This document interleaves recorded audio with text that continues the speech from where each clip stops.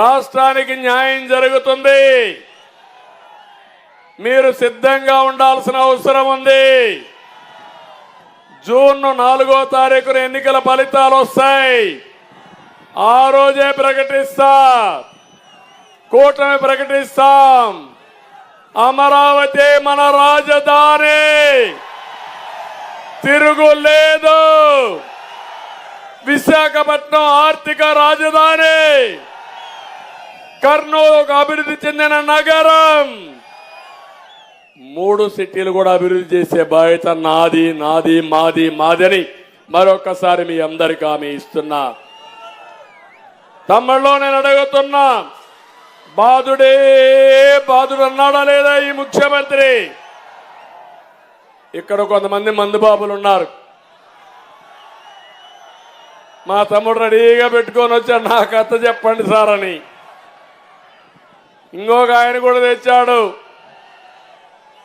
తమ్ముళ్ళు నేనున్నప్పుడు 60 రూపాయలు క్వార్టర్ బాటిల్ అవునా కాదా?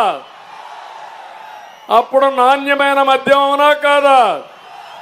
ఇప్పుడు నాసిరకం మద్యం అవునా కాదా? 60 రూపాయలు క్వార్టర్ బాటిల్ అంతే, ఇప్పుడు 200 రూపాయలు అవునా కాదా? 140 రూపాయలు ఎవరికి పోతుంది? ఎవరికి పోతుంది? మీ ఆరోగ్యం చెడిపోతా ఉందా లేదా? హైదరాబాద్ లో ఉండే బ్రాండ్లు ఇక్కడ ఉన్నాయా? చెన్నైలో ఉండే బ్రాండ్లు ఇక్కడ ఉన్నాయా? ఎందుకు లేవు తమ్ముళ్ళు? చిదంబరం రహస్యం, జగన్ రహస్యం, తాడేపల్లి ప్యాలెస్ రహస్యం. అది ఇది న్యాయమా అని అడుగుతున్నా. మీ రక్తం దాగే జలగా జగన్మోహన్ రెడ్డి. భరతం పడతారా లేదా? మీరు పడతారంటే గట్టిగా చెప్పండి.